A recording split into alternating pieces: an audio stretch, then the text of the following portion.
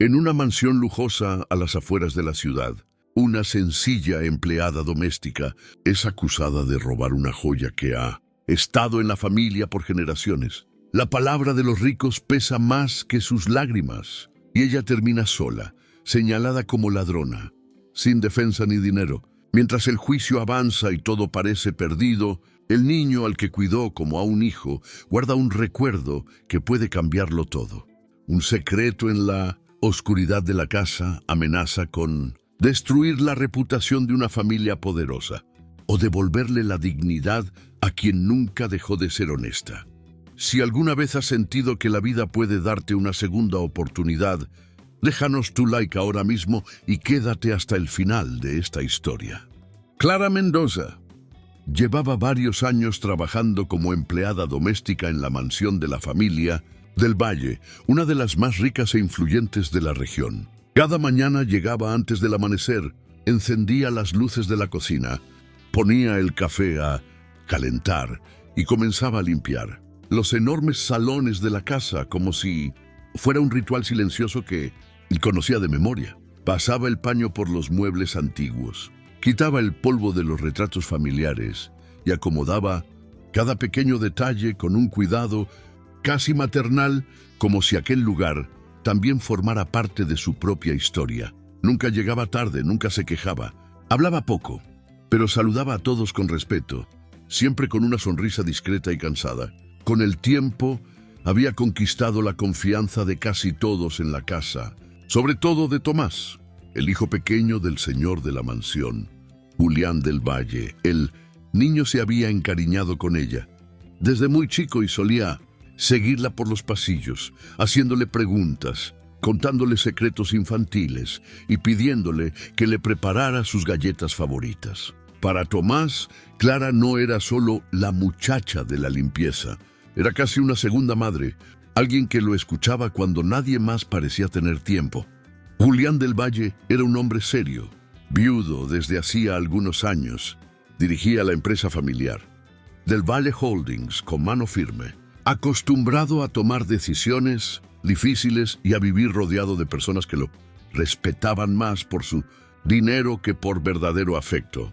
Lo había criado su madre, doña Emilia, una mujer de carácter duro, mirada fría y palabras siempre cortantes. Emilia estaba orgullosa del apellido y de las propiedades de la familia, y detestaba la idea de que cualquier forastera humilde ganara espacio en su casa.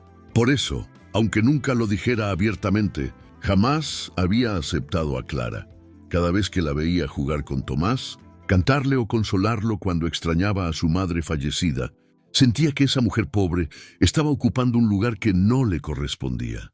En una vitrina de cristal del despacho principal se guardaba una joya muy especial para Emilia, un antiguo collar de diamantes azules que pertenecía a la familia desde hacía generaciones. No era solo valioso en dinero, sino también en orgullo y memoria.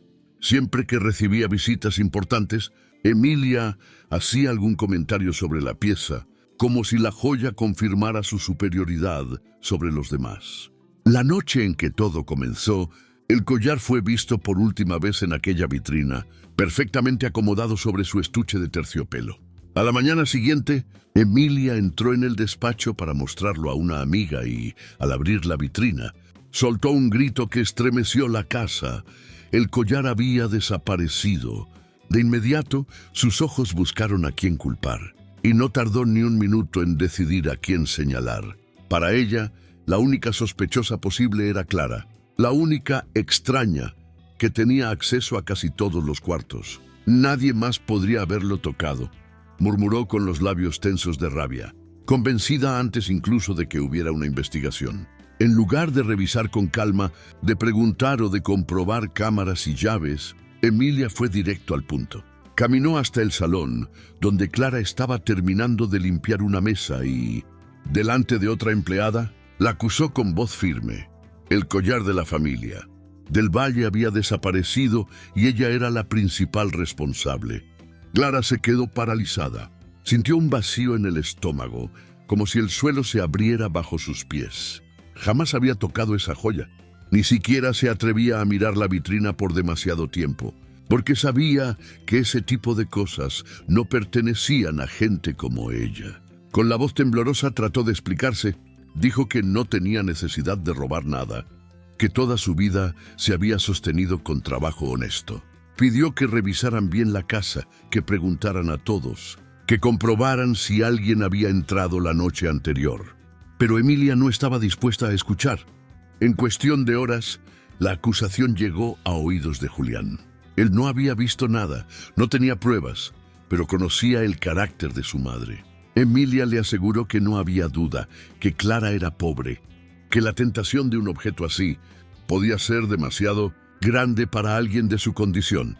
Le habló de responsabilidad con el apellido y de dar un ejemplo público para que nadie se atreviera a traicionarlos. Julián, dividido entre los recuerdos de la lealtad de Clara y la presión de la mujer, que lo había criado solo, terminó cediendo. Llamó a Clara al despacho, evitó mirarla a los ojos por mucho tiempo y, con la voz dura que usaba en las reuniones de negocios, le dijo que debía abandonar la mansión de inmediato hasta que todo se aclarara. Clara sintió el pecho apretarse. Después de años dedicados a aquella casa, la estaban echando como si fuera basura. No hubo espacio para la duda ni para la prudencia, solo una decisión fría y rápida. Poco después la policía fue llamada. Ante los vecinos curiosos y las miradas de desprecio de algunos empleados, Clara fue conducida a la comisaría para prestar declaración, con los ojos llenos de lágrimas y las manos temblorosas. Mientras el coche se alejaba de la mansión del Valle, miró por la ventana y pensó en el rostro de Tomás, en la confianza que él depositaba en ella, e intuyó que lo que más le dolería no sería el tribunal, sino la posibilidad de que aquel niño creyera que ella era una ladrona. En la comisaría, Clara Mendoza se sentó en una silla metálica frente a un escritorio frío, sintiendo que cada mirada en la sala la atravesaba como si ya hubiera sido declarada culpable. Un agente comenzó a hacerle preguntas en tono mecánico. ¿Cuánto tiempo llevaba trabajando en la mansión? ¿Qué había hecho el día anterior? ¿A qué hora había limpiado el despacho donde se guardaba la joya? Ella respondió con voz baja pero firme, repitiendo una y otra vez que jamás tocaría algo que no le pertenecía, que toda su vida se había sostenido en el trabajo honesto. Nadie la insultó directamente, pero la desconfianza en cada gesto y en cada pausa del interrogatorio era humillante. En ningún momento le ofrecieron la posibilidad real de un abogado particular. Apenas le dijeron que, si el caso seguía adelante, ya verían si le asignaban uno de oficio.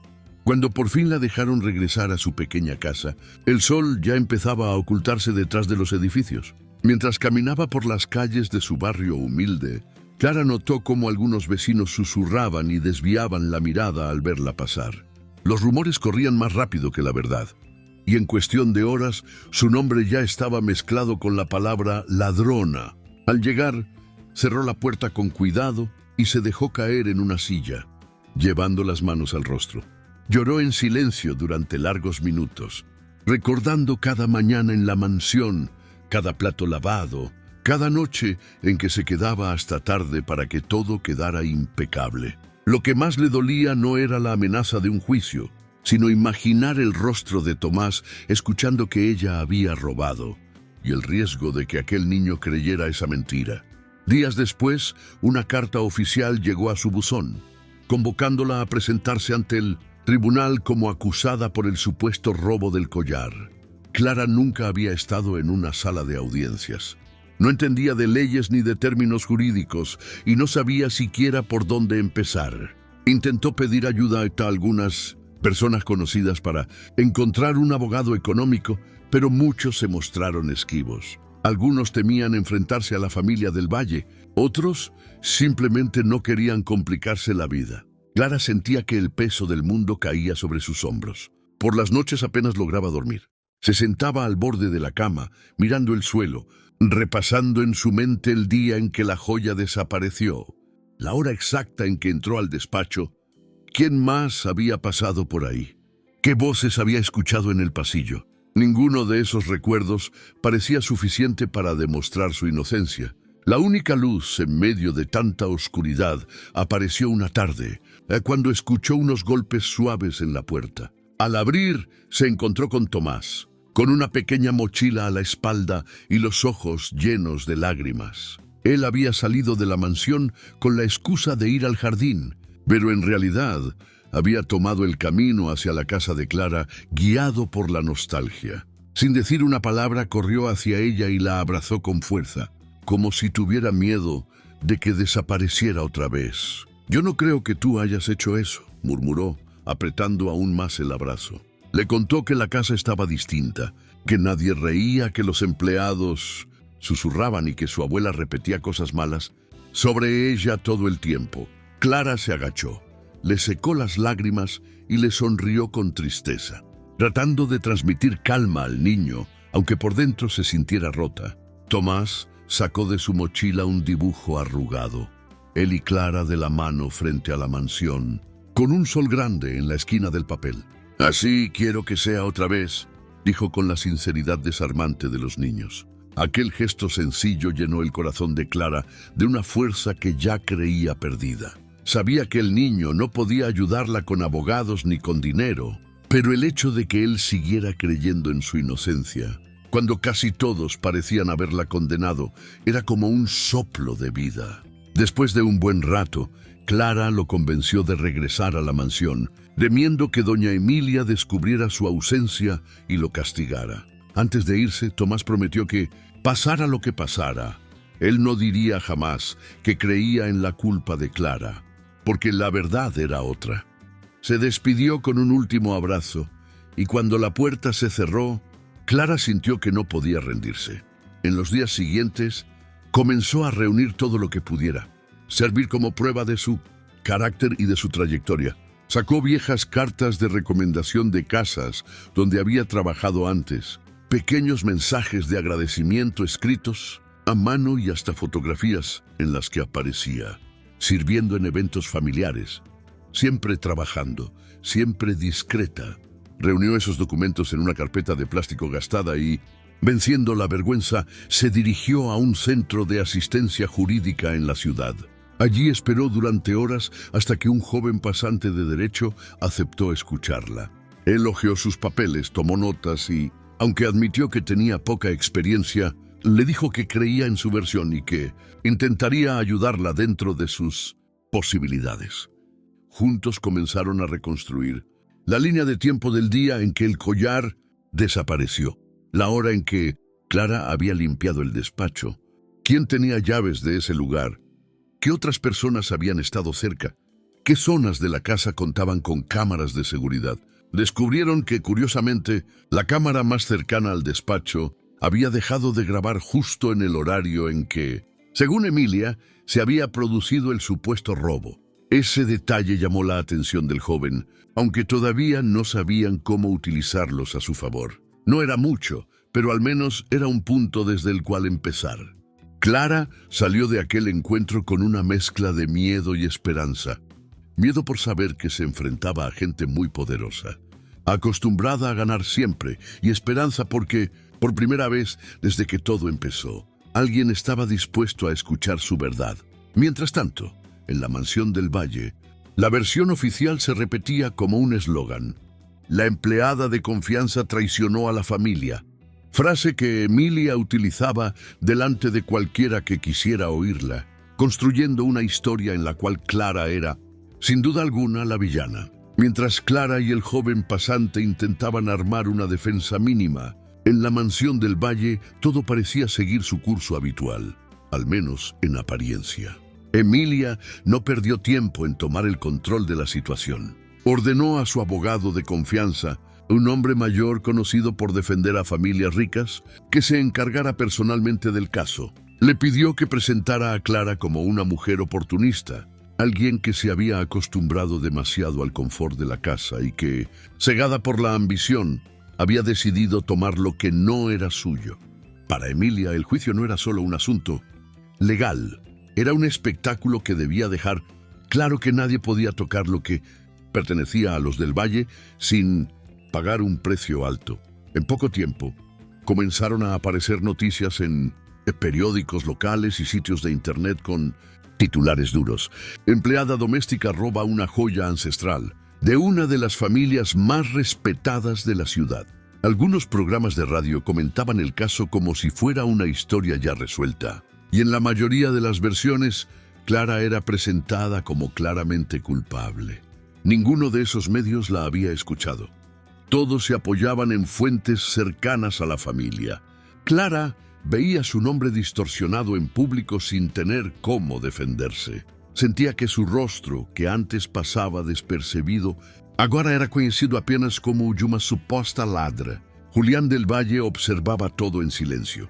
No le gustaba el circo mediático que se formaba alrededor del caso, pero tampoco hacía nada para detenerlo. Recordaba los años en que Clara había cuidado de Tomás con paciencia y cariño, las noches en que la veía caminar por la casa con el niño en brazos cuando tenía fiebre, las pequeñas atenciones que ella tenía incluso con él, como dejarle el café listo cuando regresaba tarde del trabajo. Sin embargo, cada vez que surgía la duda, la voz de Emilia se imponía en su mente, recordándole que la familia y la reputación estaban por encima de cualquier relación con una empleada. Esa mezcla de culpa y cobardía lo mantenía inmóvil. Tomás, en cambio, no entendía por qué los adultos actuaban como si todo estuviera decidido. En la mansión nadie hablaba abiertamente del tema con él. Su abuela se limitaba a decir que Clara había hecho algo muy malo y que era mejor olvidar. El niño percibía los cambios en el ambiente. Los empleados susurraban cuando él entraba en una sala. Su padre estaba más serio de lo normal y Emilia parecía más rígida que nunca. Por la noche, Tomás se quedaba despierto mirando el techo, recordando la visita que le hizo a Clara y la promesa que le arrancó sin querer, la de seguir creyendo en ella aunque el resto del mundo dijera lo contrario.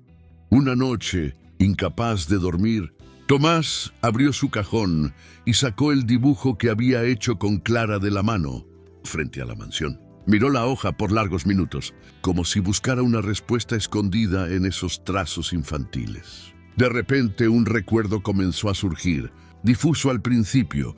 La noche en que la joya desapareció, él se había despertado con sed y salió de su habitación para ir a la cocina. En el pasillo, a la luz tenue de las lámparas, creyó ver a alguien pasando frente al despacho. Una figura que se movía rápido, como si no quisiera ser vista. En ese momento, su abuela le dijo al día siguiente que seguramente había sido un sueño. Y él, confiando en ella, no insistió más. Ahora, sin embargo, aquel sueño empezaba a parecerle cada vez más real. Mientras tanto, Clara continuaba su rutina silenciosa en casa, intentándose mantener firme. Cada vez que pensaba en el tribunal, sentía un nudo en la garganta. No sabía cómo sería el juicio, qué dirían de ella, ni si el joven pasante conseguiría defenderla de verdad. Aún así, seguía reuniendo detalles, horarios, nombres, lembranças de conversas, qualquer coisa que pudesse un día fazer diferença. Había días en que la desesperación casi la vencía, pero entonces recordaba el abrazo de Tomás, el dibujo y la certeza en los ojos del niño cuando dijo que no creía en su culpa. Essa lembrança funcionava como uma corda a que ela se agarrava para não cair de vez. En el barrio, la imagen de Clara también se dividía. Algunos vecinos, que la conocían desde hacía años, preferían creer en su inocencia y comentaban en voz baja que algo no cuadraba en toda aquella historia. Otros, sin embargo, se dejaban llevar por los titulares y repetían sin pensar que cuando hay humo, hay fuego. Clara evitaba salir más de lo necesario. Le costaba soportar los solares, desconfiados e os sussurros que paravam quando ela passava. Sabia que, para muita gente, pouco importava o que fosse decidido no tribunal. A mancha da suspeita já estava colada ao seu nome. A medida que se acercaba la fecha del juicio, la tensión crecía para todos. En la mansión, Emilia se mostraba cada vez más satisfecha con el camino que las cosas estaban tomando, segura de que la justicia confirmaría lo que ella ya había decidido desde el principio. Julián intentaba concentrarse en la empresa, pero la imagen de Clara saliendo escoltada por la policía no dejaba de perseguirlo. Tomás, por su parte, se volvía más silencioso y observador, guardando para sí las dudas que lo rondaban. Y en la casa humilde de Clara, entre papeles, recuerdos y noches mal dormidas, se preparava uma mulher que, com medo, se recusava a aceitar que a mentira de gente poderosa tivesse mais força do que a verdade de uma vida inteira de trabalho honesto. El día del juicio llegó más rápido de lo que Clara Mendoza hubiera imaginado. Amaneció con el corazón acelerado y las manos frías, como si todo su cuerpo supiera que esa jornada marcaría su vida para siempre. No tenía un traje elegante ni dinero para comprar ropa nueva, así que decidió ponerse su antiguo uniforme de trabajo, la blusa sencilla y la falda oscura, con la que había recorrido durante años los pasillos de la mansión del Valle. Mientras se miraba en el pequeño espejo de su casa, sintió una mezcla de vergüenza y dignidad. Vergüenza porque sabía que muchos la verían solo como la sirvienta acusada. Dignidad porque, aunque la juzgaran, ella seguiría siendo la misma mujer trabajadora de siempre. Al llegar al tribunal, Clara notó de inmediato el murmullo de la gente en los pasillos. Algunos curiosos esperaban para ver de cerca el caso de la joya robada. Había periodistas con cámaras y micrófonos preparados para captar cualquier gesto, qualquer lágrima que pudesse virar manchete. Clara caminhou com a cabeça erguida, mesmo sentindo o peso dos olhares. El joven abogado que ahora la representaba, un recién licenciado llamado Esteban, se acercó para saludarla. Le habló con voz calma. Le recordó que debía responder con sinceridad y que, aunque el panorama fuera difícil, la verdad estaba de su lado. Esas palabras, simples pero honestas, le dieron un poco de fuerza. Dentro de la sala el ambiente era tenso. El juez ocupaba su lugar al frente con expresión seria y distante. De un lado estaba el abogado de la familia del Valle, rodeado de papeles y con una seguridad fría en el rostro. Del otro lado, Clara se sentó junto a Esteban, con una carpeta pequeña en las manos, que contenía sus cartas de recomendación y algunos documentos que hablaban de su vida anterior al trabajo en la mansión. En los bancos reservados al público se mezclaban periodistas, curiosos y algunas personas que habían tenido trato con la familia. Todos esperaban escuchar cómo se desarrollaría la historia que ya habían condenado en los periódicos. A los pocos minutos, entró la familia del Valle. Emilia avanzó con el mentón elevado, como si la sala entera le perteneciera. Llevaba un traje impecable y un aire de superioridad que parecía llenar el espacio. Julián la seguía con el rostro serio, evitando cruzar la mirada con Clara. Tomás también estaba allí, acompañado por una niñera, sentado en uno de los bancos al fondo. Sus piernas pendían del asiento, inquietas, y sus ojos buscaban desesperadamente el rostro de Clara entre tanta gente adulta. Cuando la encontró, le dedicó una mirada triste y un pequeño gesto de saludo que apenas se notaba. Para él, ese no era un espectáculo. Era el lugar donde intentaban destruir a alguien que quería. El juicio comenzó con la presentación formal del caso. El abogado de la familia habló primero, describiendo a Clara como una empleada que con el tiempo se había acostumbrado demasiado a los lujos de la mansión y que, según él, había visto en el collar una oportunidad única para salir de su vida humilde. Usó palabras como ambición, traición y abuso de confianza. Cada frase estaba cuidadosamente construida para transformar años de trabajo en un acto de codicia. Mientras lo escuchaba, Clara sentía que hablaban de otra persona, de una mujer que no reconocía, pero que llevaba su nombre. Esteban tomó nota de cada exageración del abogado contrario, esperando el momento de responder. Cuando le tocó el turno, se levantó y habló con respeto, recordando que Clara nunca había tenido antecedentes, que siempre había sido recomendada positivamente por las casas donde trabajó y que, hasta el día del supuesto robo, nadie había cuestionado su honestidad. También mencionó que la investigación inicial había sido apurada y parcial, centrada casi exclusivamente en ella, sin considerar otras posibilidades ni revisar con seriedad los registros de seguridad. El juez escuchó sin mostrar emoción. Anotando algunos puntos, durante los primeros testimonios, la balanza parecía inclinarse hacia la versión de los del Valle. Algunos ex empleados declararon que Clara parecía demasiado cómoda en la casa, como si eso fuera prueba de algo. Otros dijeron haberla visto limpiar cerca del despacho donde se guardaba la joya, dando a entender que su acceso era sospechoso, aunque ese fuera justamente su trabajo. Ninguno presentó pruebas concretas, solo impresiones y suposiciones. A cada declaración, Clara sentía que la sala se hacía más pequeña, como si el aire se espesara a su alrededor. Julián fue llamado a declarar. Caminó hasta el estrado con paso controlado, intentando mostrar serenidad. Dijo que siempre había confiado en Clara, que nunca tuvo problemas con su desempeño, pero que, diante da gravidade do desaparecimento do colar e da insistência de sua mãe, considerou que a decisão de afastá-la era necessária. Evitou acusá-la diretamente, pero também evitou defendê-la. Cada palavra cuidadosamente. Medida deixava claro que ele preferia manter a imagem da família, intacta a enfrentar a possibilidade de que algo estivesse errado com a versão de Emília. Clara ouviu tudo em silêncio, sentindo que aquela neutralidade doía quase tanto quanto uma acusação aberta. Emília, por sua parte, aprovechou seu momento para reforzar a narrativa que havia venido construyendo desde el principio.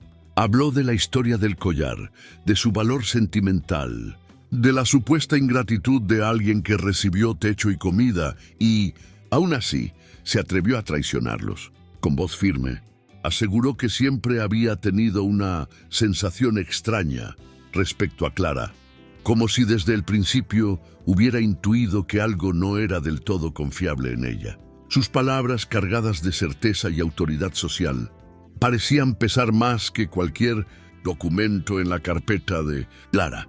Muchos en la sala asintieron, sin darse cuenta de que estaban aceptando un juicio basado en impressões y preconceitos, no en fatos. Mientras todo esto ocurría, Tomás escuchaba con el corazón encogido.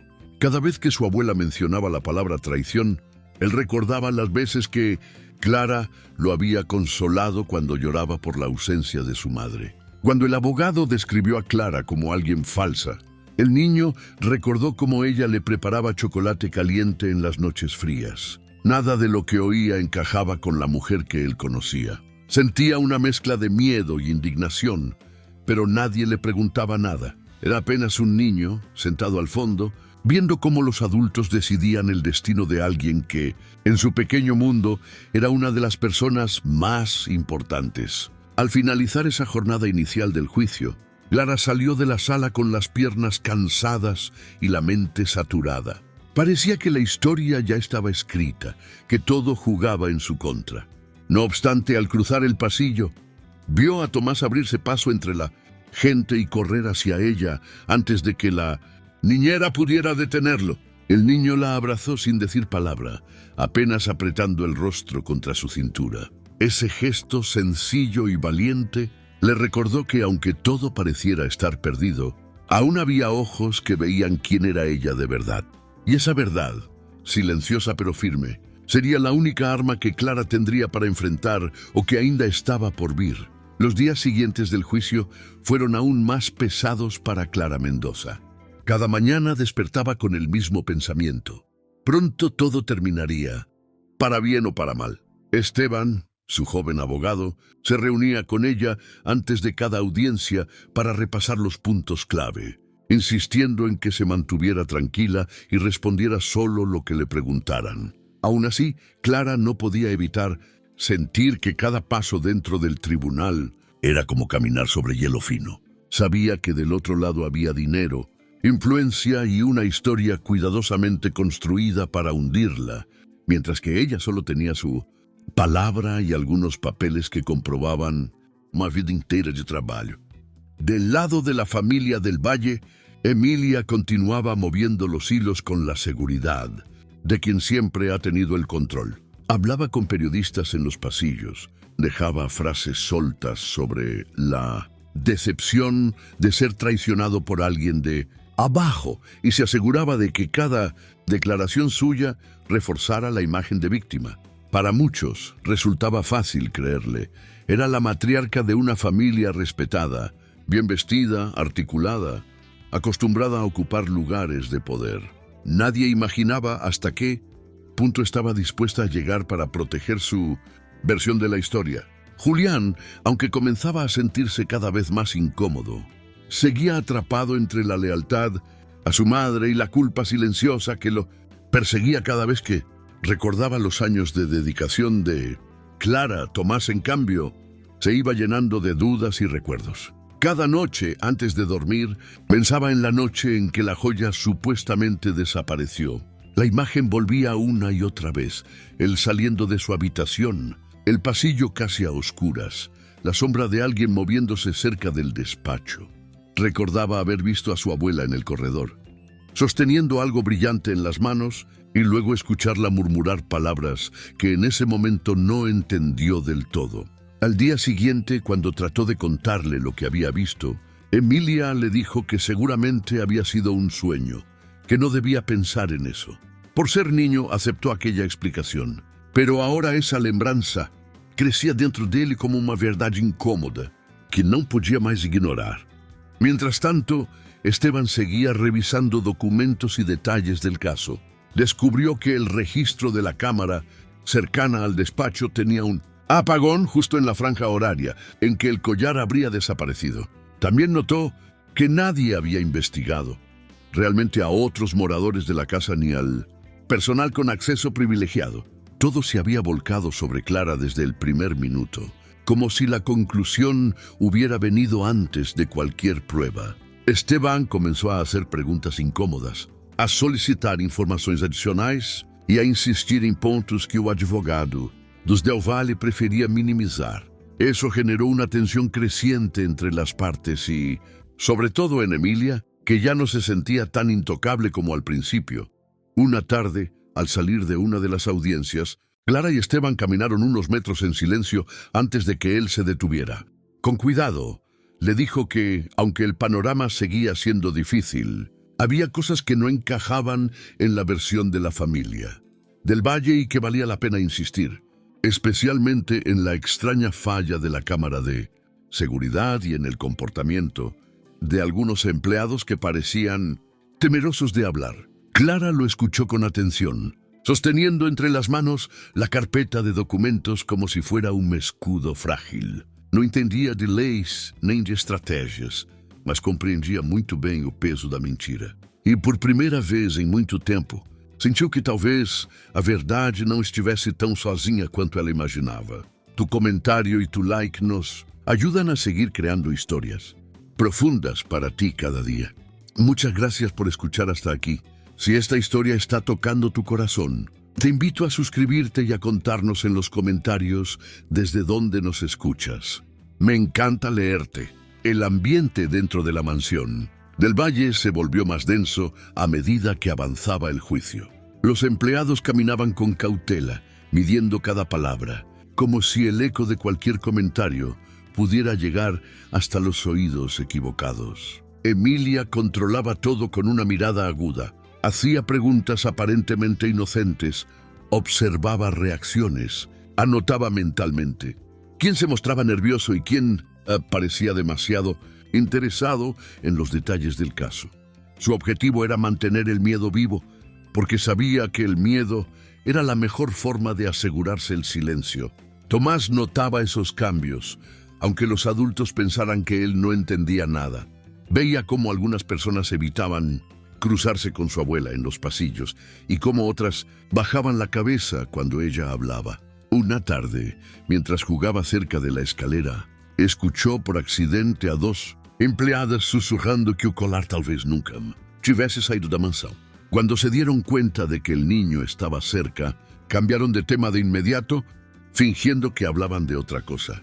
Ese tipo de situaciones despertaba aún más la inquietud en el corazón de Tomás, que ya no sabía en quién confiar, excepto en sus propios recuerdos.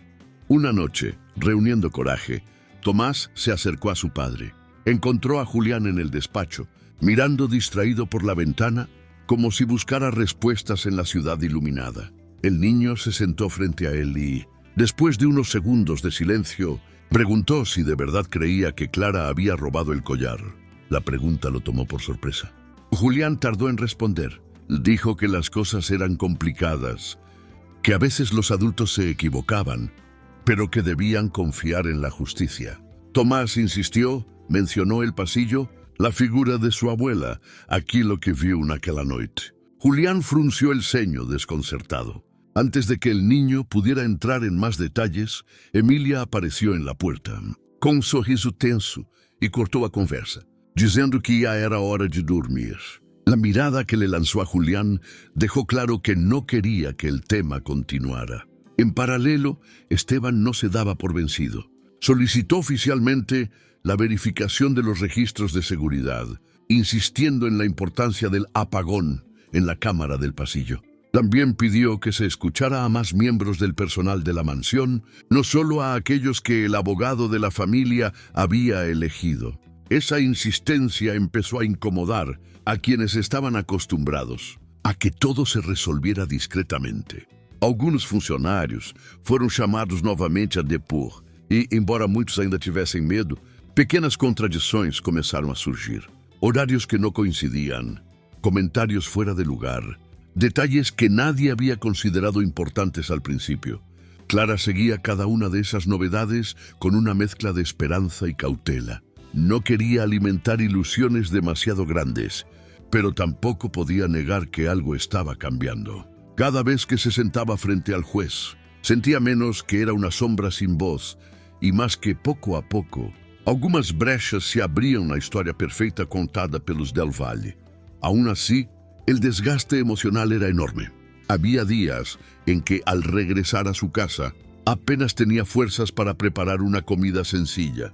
Se sentaba a la mesa, miraba sus manos marcadas por años de trabajo y se preguntaba cómo su vida había llegado a ese punto, por causa de uma acusação que nascera, não de provas, mas do preconceito e do medo de uma mulher que nunca aceitou vê-la como algo mais que lá de abajo. En el fondo, Clara sabía que el giro definitivo no dependía solo de documentos o contradicciones, sino de algo que aún não havia salido à luz. Uma verdade escondida em algum canto da mansão, em uma memória guardada por alguém que ainda não tinha tido coragem de falar. Lo que ella no imaginaba era que esa pieza faltante de la verdad dormía cada noche en la habitación de un niño, que la seguía recordando como la única adulta que durante años lo miró no como heredero de una fortuna, sino como un hijo que necesitaba amor. La tensión alcanzó su punto más alto en una de las últimas jornadas del juicio. La sala estaba más llena que nunca. El caso se había convertido en tema de conversación en toda la ciudad. Algunos habían ido por pura curiosidad, otros para ver de cerca a la familia del Valle, y unos pocos, movidos por un sentido de justicia, querían entender por qué una empleada doméstica estaba siendo tratada como si fuera una gran criminal. Clara se sentó en su lugar habitual con el corazón acelerado, sintiendo que cada movimiento suyo era observado y juzgado. Esteban le susurró que respirara hondo, que ese día podrían surgir elementos decisivos para su defensa. El juez anunció que se escucharían nuevos testimonios relacionados con lo ocurrido en la mansión la noche en que desapareció el collar. Entre los nombres llamados, apareció el de una joven empleada que trabajaba allí desde hacía poco tiempo. Cuando la muchacha entró en la sala, sus manos temblaban ligeramente. Miró de reojo hacia donde estaba sentada doña Emilia y, por un instante, pareció que iba a retroceder. Sin embargo, respiró profundo y tomó asiento para declarar. Contó que, días antes de que estallara la acusación, había visto a Emilia entrar sola en el despacho muy tarde, en una hora en la que la casa ya solía estar en silencio. No podía afirmar haberla visto con el collar, pero sí que su actitud le pareció extraña, como si no quisiera ser vista. El abogado de la familia trató de desacreditarla de inmediato. Dijo que se trataba de una empleada nueva, sin experiencia, que probablemente se confundía con los horarios. La joven se puso aún más nerviosa, pero insistió en su relato. Añadió que después de comentar aquel episodio con otra compañera, el ambiente cambió. Algunas personas empezaron a evitarla y poco después escuchó indirectas sobre la importancia de saber guardar silencio si quería conservar el trabajo. Esa afirmación provocó murmullos en la sala. Por primera vez, alguien insinuaba abiertamente que el miedo y la presión podían estar influyendo en las versiones presentadas desde el principio.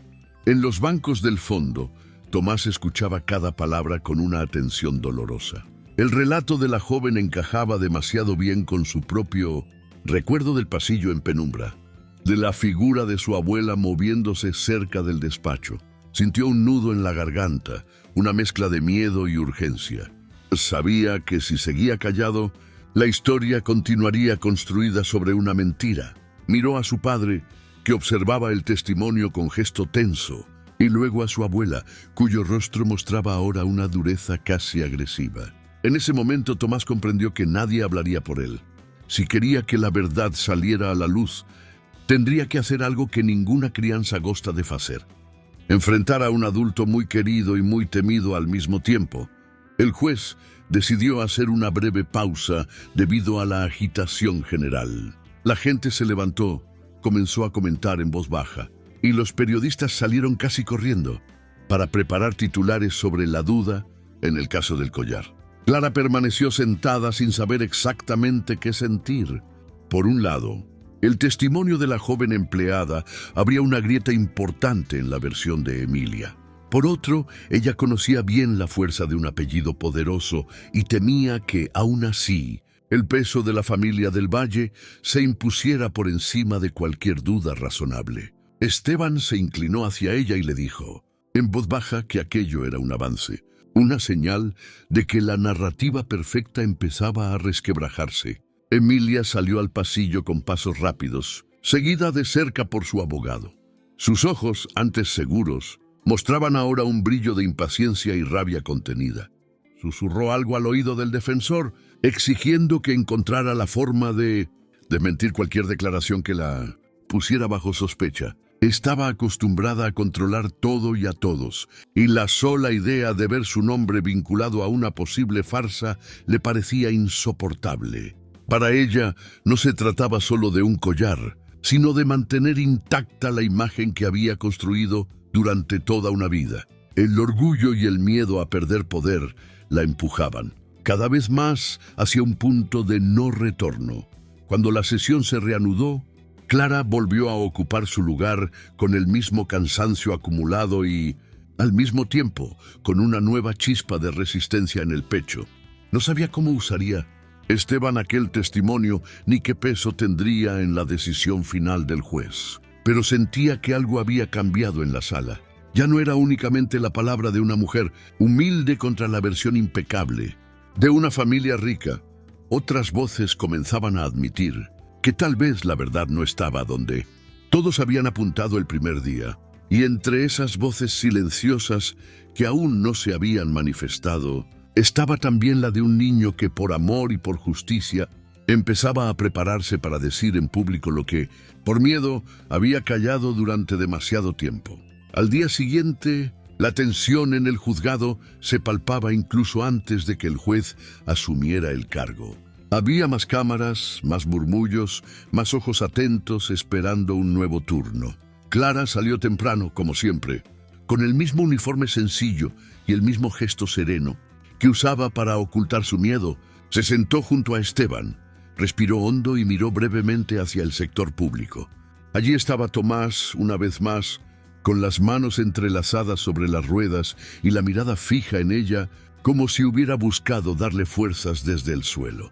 Al comenzar la audiencia, el abogado de la familia del Valle intentó recuperar terreno, insistiendo en que no había pasado nada antes, por lo que tuvo que desviar la atención del hombre principal. Faltaba el alzacuellos y Clara era la única familiar con acceso directo a la oficina. Repitió argumentos escuchados, subrayando la diferencia social entre Del Valle y su empleado, insinuando que la necesidad podía llevar a cualquiera a cometer un error imperdonable. Sus palabras sonaban firmes, pero por primera vez no encontraron el mismo eco automático de antes. Algunas miradas en la sala que antes se inclinaban sin cuestionar la versión de Emilia. Ahora mostraban una nueva cautela. Esteban, por su parte, se levantó para responder con una calma que contrastaba con la elegante agresividad del abogado contrario. El juez recordó que hasta ese momento no existía ni una sola prueba material que vinculara a Clara con el robot. Observó las contradicciones en los horarios, el apagón de la cámara de seguridad y el clima de miedo dentro de la mansión. También encontró la trayectoria de Clara, sus años de trabajo sin antecedentes, sus cartas de recomendación que la describían como una mujer dedicada y honesta. Sin discursos grandilocuentes, señaló uno por uno los defectos de una acusación basada más en el estatus y los prejuicios que en hechos concretos. Mientras escuchaba, Clara sintió que por primera vez su historia se contaba completamente delante de todos. Ya no era solo la criada sospechosa, sino una persona con pasado, con vínculos, con dignidad. Aún así, el miedo no desapareció. Sabía que al final la decisión estaría en manos de un juez que también vivía en una sociedad acostumbrada a creer primero a los ricos. Aún así, cada palabra de Esteban era como un pequeño ladrillo en la construcción de un puente que ni siquiera sabía si podría cruzar, pero que al menos comenzaba a existir. En la sección de familia, Emilia mantenía la frente en alto, pero sus dedos apretaban con fuerza su bolso. La absoluta confianza que había mostrado al principio del proceso ya no era la misma. De vez en cuando, lanzaba miradas de advertencia a cualquiera que se atreviera a mencionar la posibilidad de que las cosas no fueran tan sencillas. Julián, a su lado, estaba más callado que nunca. Los recuerdos de Clara con Tomás, el viejo video en el que consolaba a su hijo tras la muerte de su esposa, todo aquello volvía a su mente como una película inquietante. Empezaba a admitir, al menos para sí mismo, que quizá se había equivocado al aceptar tan rápido la versión de su madre. Tomás sentía que un temblor le sacudía las piernas. Sabía que el recuerdo de la historia, de la voz de su abuela y de esa brillantez que ocultaba, era la pieza que faltaba. Había intentado hablar con su sacerdote y lo habían silenciado. También le habían advertido, con palabras suaves pero amenazantes, que algunos asuntos de adultos no debían salir de casa. Pero ahora, sentado en esa habitación fría, con Clara luciendo tan pequeña frente a tanta gente poderosa, comprendí que denunciar era, de alguna manera, convertirse en parte de la injusticia. En su corazón de niño, una decisión comenzaba a tomar forma, aunque no sabía exactamente cómo ponerla en práctica. Cuando el día estaba a punto de terminar, el juez anunció que al día siguiente el proceso entraría en su fase final. Las partes tendrían la oportunidad de presentar sus alegatos finales antes de que él se retirara a deliberar. Un pesado silencio invadió la sala al final de la sesión. Clara salió lentamente, sintiéndose agotada. En el pasillo escuchó algunos comentarios susurrantes. Algunos decían que la historia ya no parecía tan clara, en que otros cuestionaban por qué nadie había investigado a fondo a su propia familia. Nada de eso garantizaba la absolución, pero demostraba que la narrativa que la había condenado desde el primer día ya no se aceptaba sin cuestionamientos. Al pasar cerca del banco donde Tomás esperaba con la niñera, Clara oyó su suave voz llamándola por su nombre. Se acercó y el niño, con los ojos brillantes de emoción, simplemente dijo que quería que todo terminara pronto y que la verdad saliera a la luz de una vez por todas. Clara no le pidió nada, no habló de testimonios ni de valentía. Simplemente le puso la mano en la cabeza y en silencio le agradeció por ser, en medio de tanta duda y miedo, el corazón que aún veía en ella. Ella era lo que siempre fue, una mujer sencilla y trabajadora que nunca quiso nada más que vivir en paz con su propia conciencia. El día señalado para las últimas declaraciones llegó con un aire denso, como si incluso el clima comprendiera que algo importante estaba a punto de suceder. La sala se llenó de nuevo y el murmullo de la gente se mezcló con el ruido de los pasos, apresurados de periodistas y empleados. Clara Mendoza se puso su ropa de siempre, pero algo había cambiado en su interior. No solo sentía miedo, sino también una especie de calma resignada. Supe la verdad desde el primer día. Por si fuera poco, al menos podía mirarse al espejo sin vértigo. El juez abrió la sesión recordando que este sería el momento de las consideraciones finales y que después se retiraría a analizar todo lo presentado. El abogado de la familia del Valle pidió hablar primero. Repitió con elegancia y firmeza que el collar había desaparecido bajo la responsabilidad de Clara, reforzando las oportunidades que tenía para acercarse a la vitrina.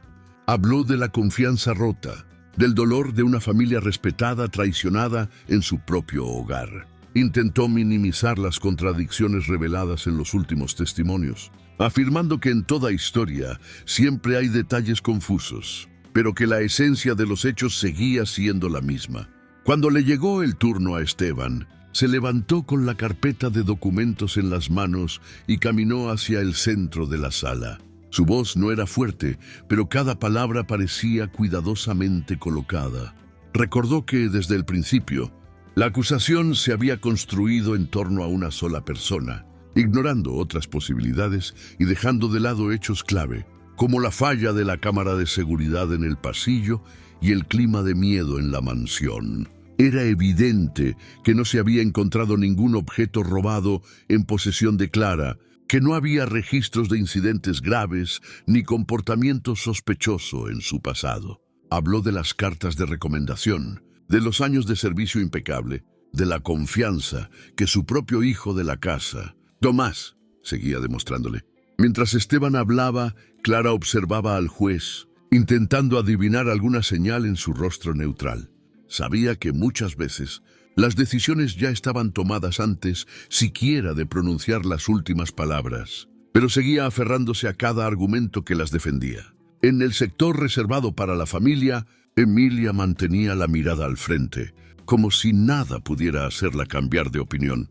Julián, sin embargo, parecía cada vez más distante de su posición inicial. El peso de la duda que había intentado ignorar durante tanto tiempo se volvía ahora insalvable. Pensó en los silencios de su madre, en la rigidez con la que reaccionaba ante cualquier interrogatorio y en el miedo visible de algunos empleados cuando se mencionaba su nombre. Cuando el juez preguntó si había alguien más que escuchar antes de cerrar la fase de declaraciones, un silencio incómodo llenó la sala.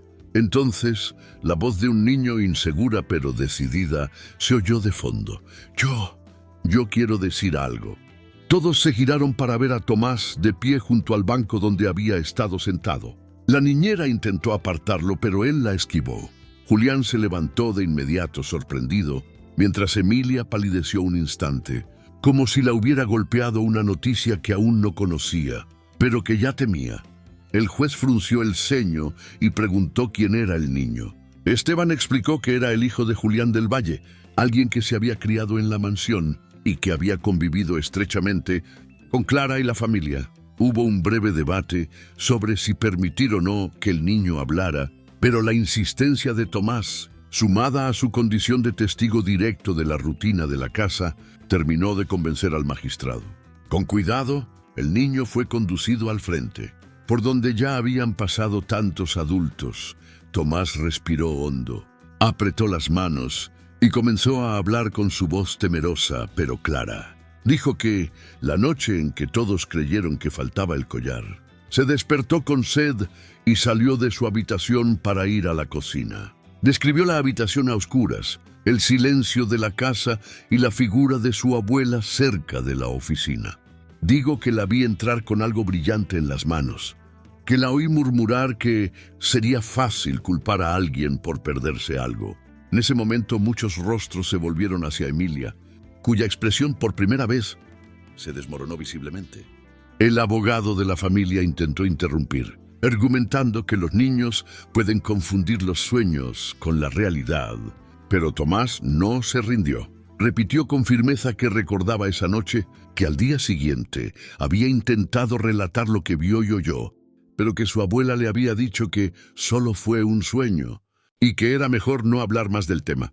Añadió que siempre había creído en Clara, que nunca la había visto actuar como alguien que quisiera robar. Finalmente, mirando directamente al juez, Dijo que no quería que nadie fuera injusto, solo para proteger a los que tienen más dinero. La sala se sumió en un profundo silencio.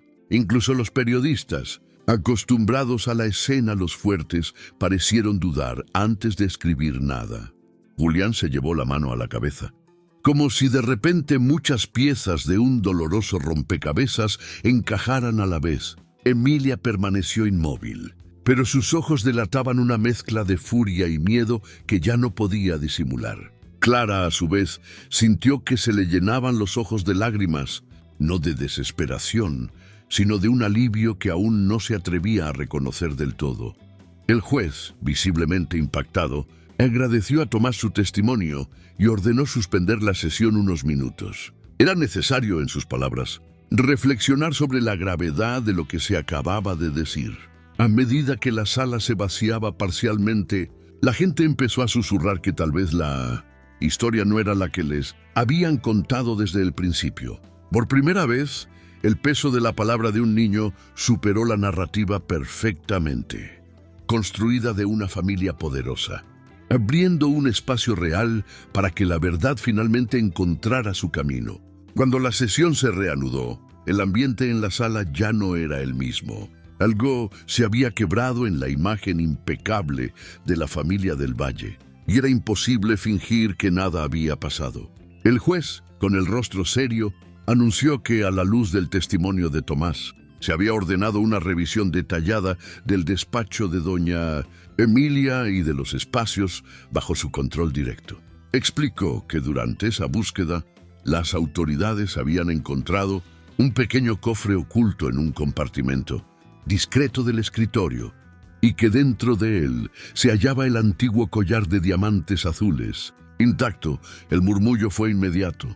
El juez continuó informando que, junto al collar, también se encontraron sobres con dinero y apuntes que sugerían movimientos irregulares de bienes familiares. A partir de ese hallazgo, quedaba claro que la acusación contra Clara había sido, como mínimo, precipitada y profundamente influenciada por juicios personales. Emilia fue llamada a se pronunciar.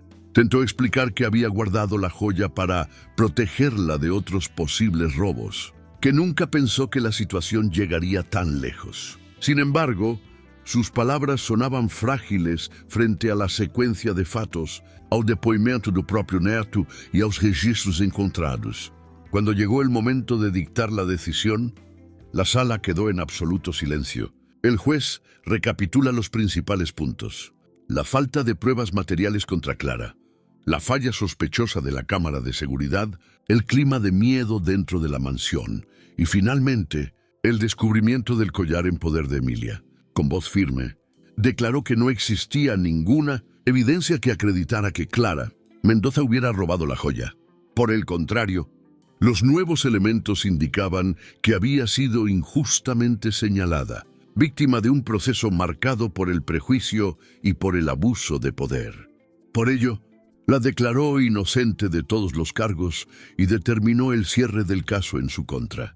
Clara escuchó la palabra inocente, como si el mundo entero se detuviera por un segundo. Durante semanas, había vivido bajo una sombra pesada, tratada como culpable antes de poder defenderse. Sintió las lágrimas subirle a los ojos, pero esta vez no eran de humillación, sino de alivio.